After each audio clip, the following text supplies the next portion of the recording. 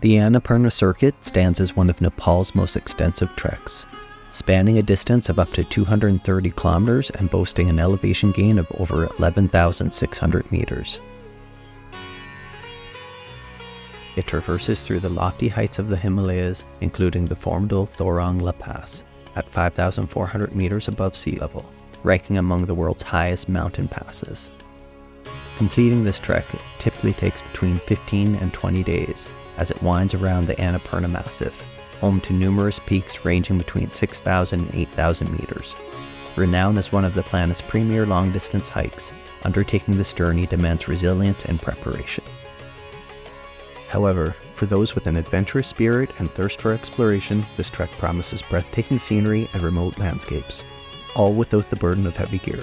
So pack your bags and join us on this unforgettable journey, because the time to embark is now or never.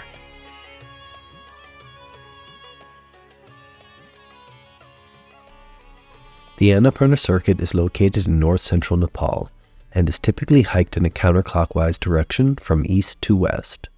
This allows for a more gradual elevation gain, giving hikers additional time to acclimatize. Our expedition began in early spring, introducing its own set of challenges and dangers. Damage from washed-out roads and landslides presented treacherous obstacles, including downed power lines. Certain sections of the trek required navigating along narrow roads, heightening the risk of encountering fast-moving vehicles, and the ever-present danger of landslides always loomed, capable of occurring without warning.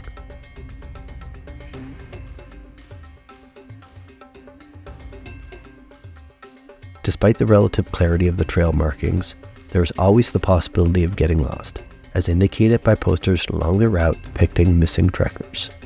Yet, altitude sickness poses as one of the most significant dangers in this high-altitude trek.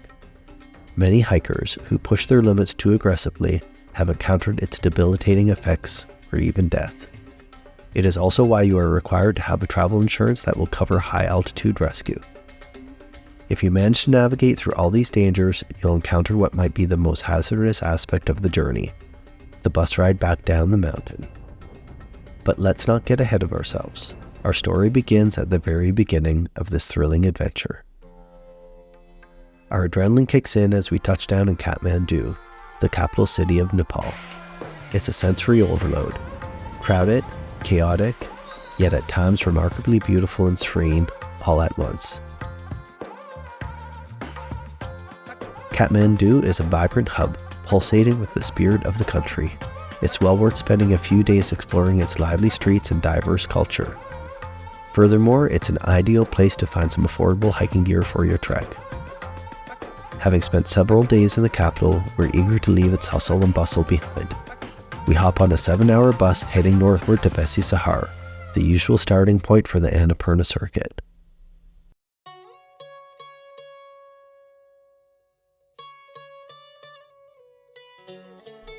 Bessi Sahar serves as an excellent overnight stop before embarking on the trail, boasting plenty of budget-friendly and basic accommodation options. It's the final town with an ATM, so make sure you grab sufficient cash to last throughout the trek. Additionally, it's also a convenient spot to replenish your snack supplies. Whether you choose to begin your trek here, rent a 4x4, or follow our lead by catching a bus to your preferred starting point, Bessi Sahar offers various options to kick off your adventure. It's a fun first day on the trail as we travel from Bessi Sahar at 760 meters above sea level all the way to the village of Gurmu, nestled at 1,140 meters.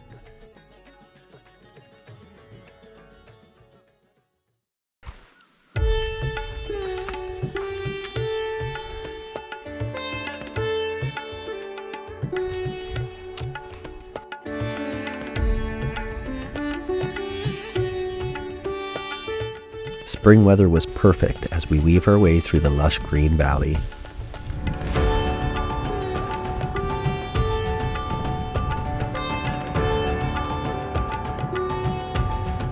There's a lot of altitude gain and loss, and we find it challenging as we did zero training in preparation for the trek. However, the beautiful views provide ample excuses to make frequent stops to admire them.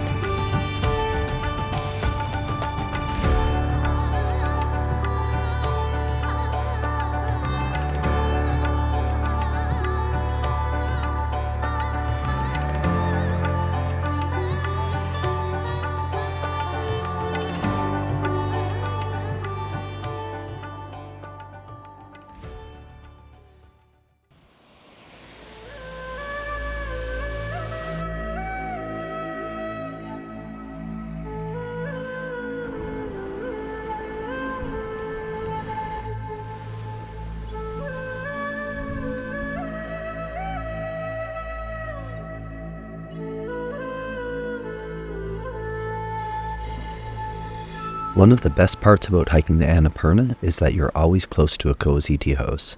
This makes it super easy to find a comfy bed and warm meal whenever you need a break. So this is our first stop on the Annapurna Circuit. I think it's called Crystal Guest House. It's our first tea house. I just wanted to show you in our room. It is 300 rupees a night. That's 2 beds. It's got a toilet. We have power, so we can plug all our stuff in. Our first masala tea in the Annapurna Circuit. Yes. Before settling in for the night, we had our first meal on the trail, which brings us to the topic of eating. The food on the Annapurna Circuit exceeded our expectations. It mainly consists of Nepali dishes like dal bhat, momos, thukpa, and roti.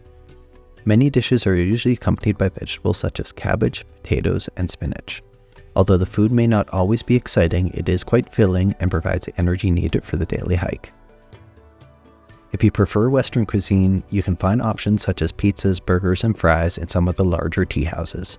However, these dishes tend to be more expensive and usually not up to your expectations from home.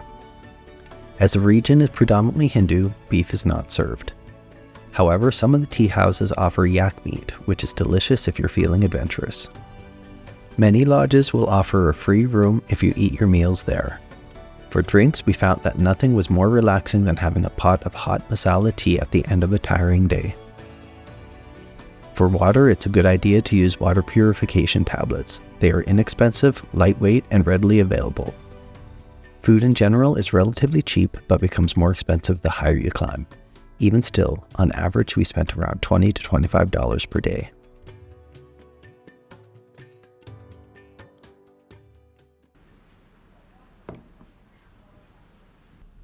Our second day on the trail would take us from the picturesque village of Gurmu, 9.5 kilometers north to the town of Chamchi, passing waterfalls, over suspension bridges, and through charming Nepalese villages.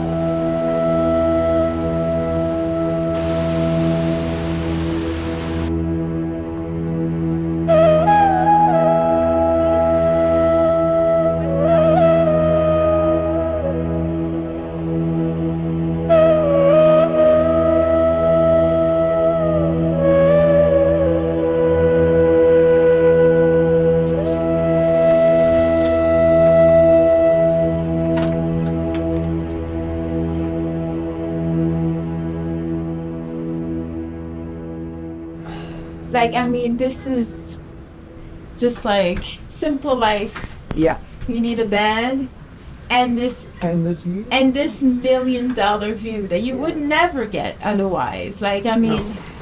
So we are in Chemje, Chemje, yeah. and this is where we're gonna stay the night. The room is actually free if we eat dinner and breakfast here. Yes. So, But yeah, I'd like to record. Left side hot shower. Left side Yes, hot I shower. Warm shower. okay, thank Okay. you. And the owners are really super sweet. So Everyone's sweet here. yeah.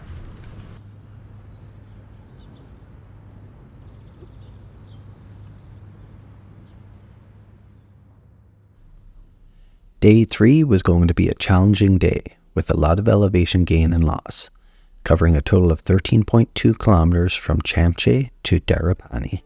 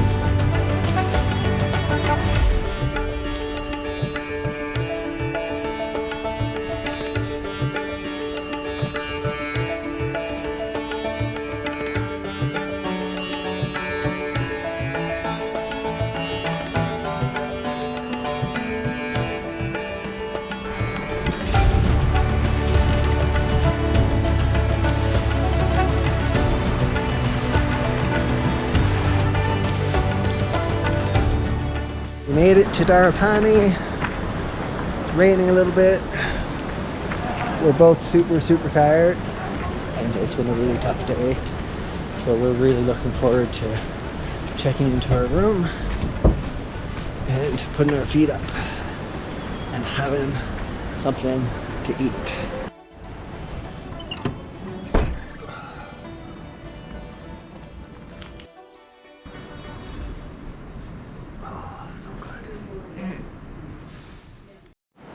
Beginning of day 3?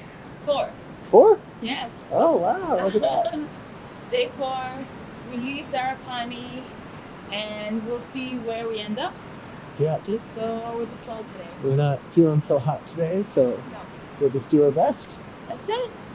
Let's do this. Day 4 would see us make it from Darapani to the mountain village of Tamang, although it would prove to be one of our most difficult days yet.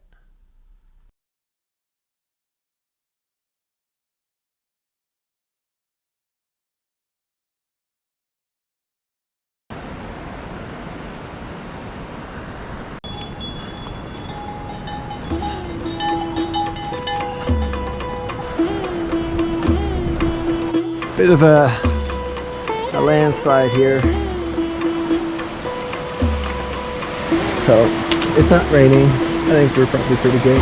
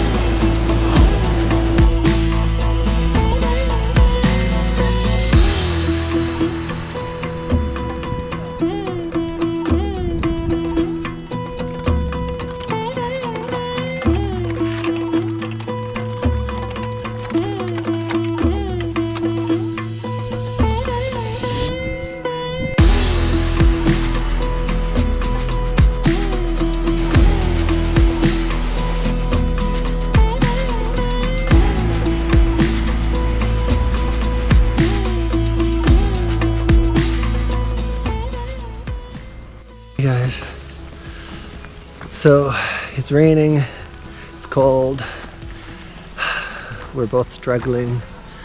This is a bit of a miserable part of the day, but we're pushing through.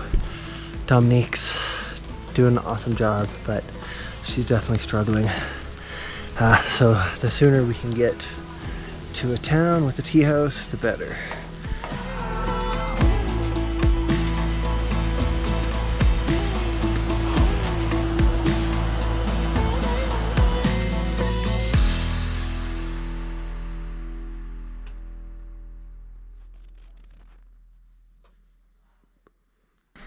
It's our room. Dom is sleeping because she's tired and she's sick. That is the view from our window. It was then that we realized Dominique wasn't just suffering from a cold. She actually had altitude sickness, meaning we need to get to a lower altitude as soon as possible. The following day, we would trudge along at a snail's pace, making our way 7 kilometers north to Chamay at a lower altitude.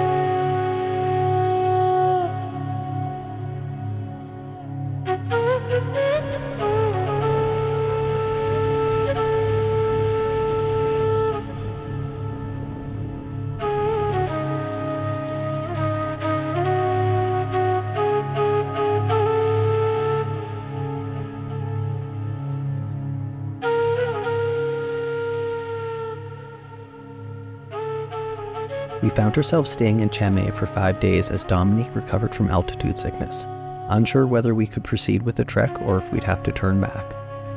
Thankfully, she did recover, and on the 6th day, we cautiously prepared to continue our journey. Day 6 of hiking would take us through some of the most dramatic scenery yet, passing by Swargodwar or Heaven's Gate.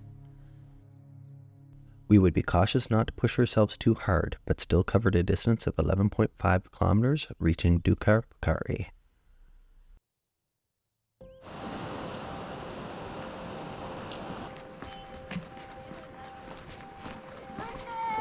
Namaste.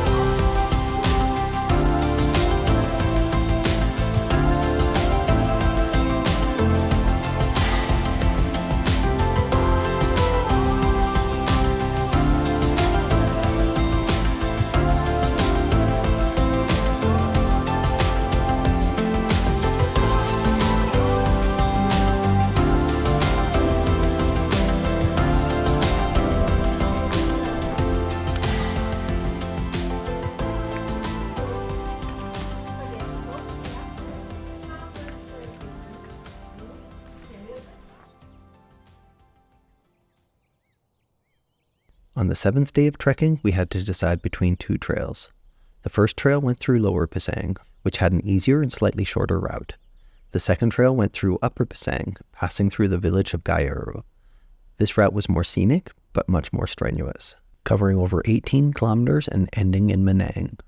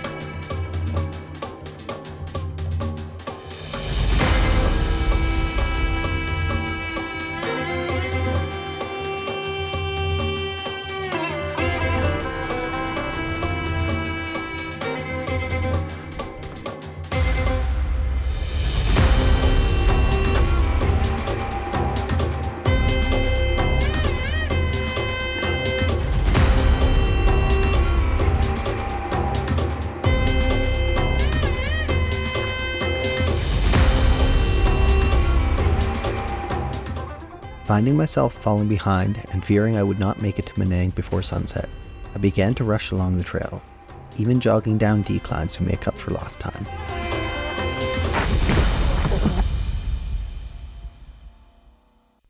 Luckily, I didn't injure myself and continued on, knowing how fortunate I was.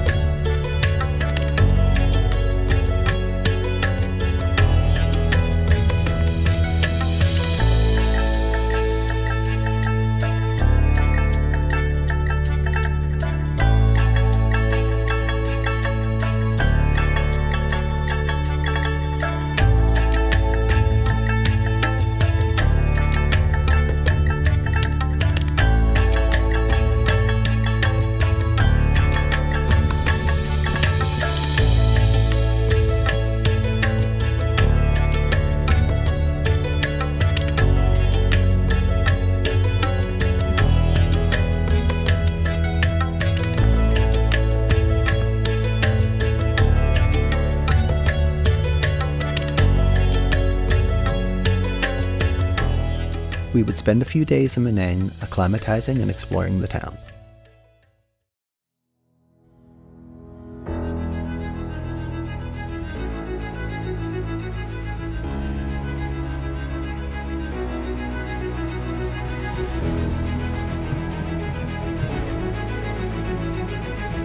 We woke up feeling strong and rested, ready for our 8th day of hiking. The sun was shining, the skies were clear, and we were grateful for the breathtaking panoramas all around us.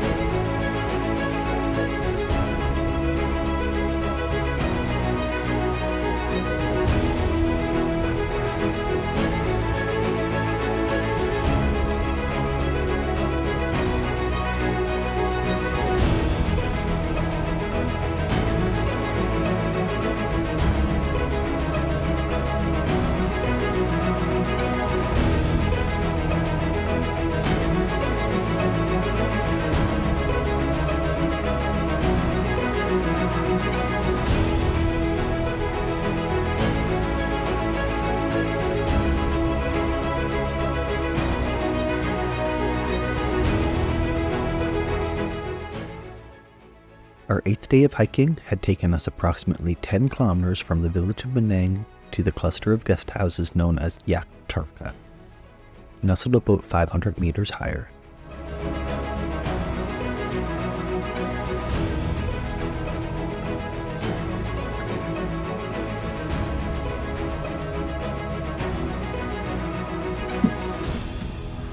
We stopped there for the night and enjoyed the peace and solitude of the night sky, far away from the bright city lights.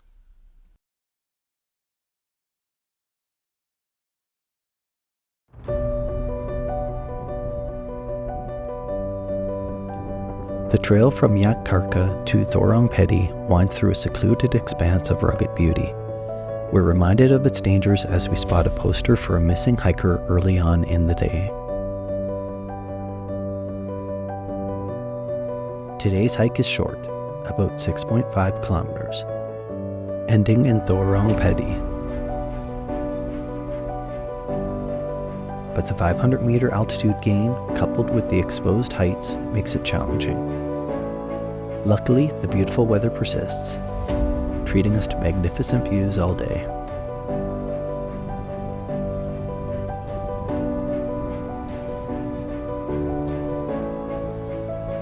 Even here, you can find a place to stop and have a hot masala tea. Unknown to us, we were about to encounter one of the most dangerous parts of the trek.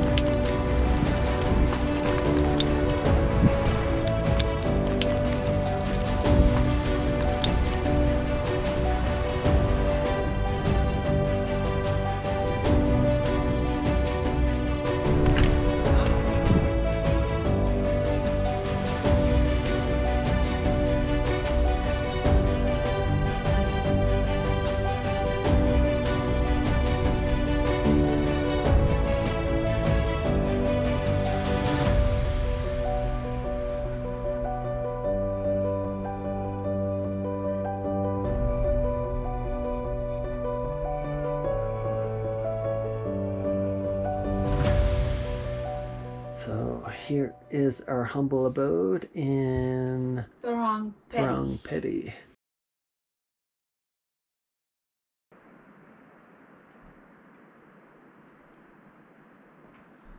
We spent another 2 days in Thorong Petty, acclimatizing and mentally preparing for the final push over the pass.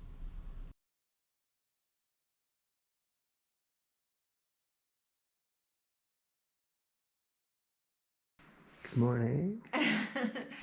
This is a V-Day. Exciting. We're going to be gaining 1,000 meters in a couple hours.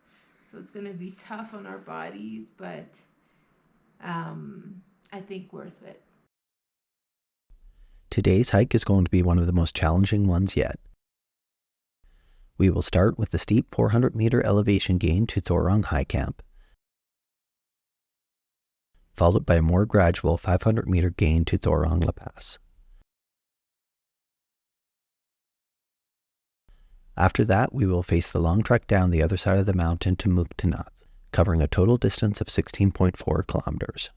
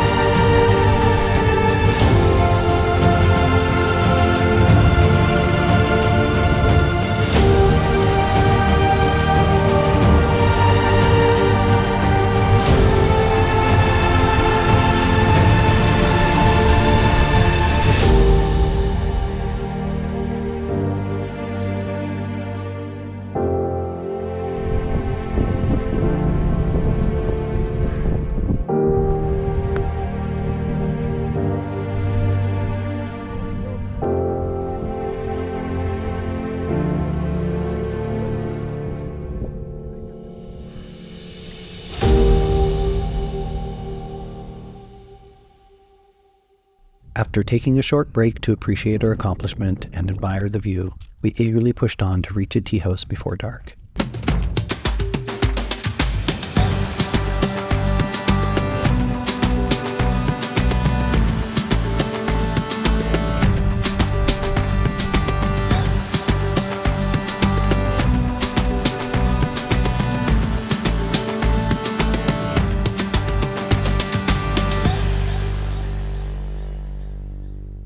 After a long day's hike, we spent the night in Mukhtanath. The Annapurna Circuit continues from there for another 130 kilometers. However, due to our delays and being sick, our travel permits had expired, and we were forced to continue the rest of the way by bus. We were a little disappointed to leave the excitement behind. Little did we know the real excitement was just about to begin.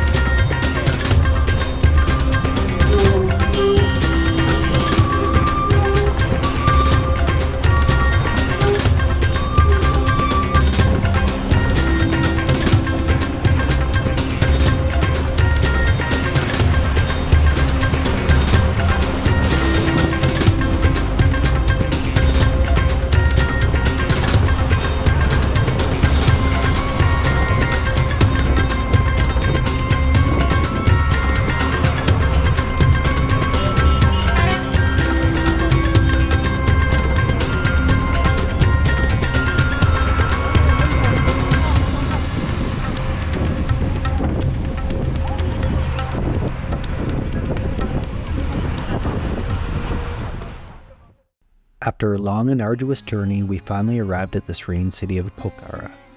As we caught our breath, we couldn't help but be awestruck by the incredible experience we had just completed. The Annapurna Circuit, renowned for its natural beauty and warm hospitality, is undoubtedly one of the best hikes in the world. The snow-capped peaks, lush valleys, and crystal-clear streams all around us left us spellbound, with the warm smiles and friendly greetings of the locals making us feel right at home. It's no wonder that this place attracts adventurers from every corner of the world. We felt a deep sense of gratitude for having been able to experience this incredible journey, and we are already dreaming of returning someday to explore more of the magical Annapurna Circuit. If you enjoyed watching this video, please consider liking, subscribing, or commenting to support us. And as always, safe travels. And remember, when it comes to travel and adventure, it's now or never.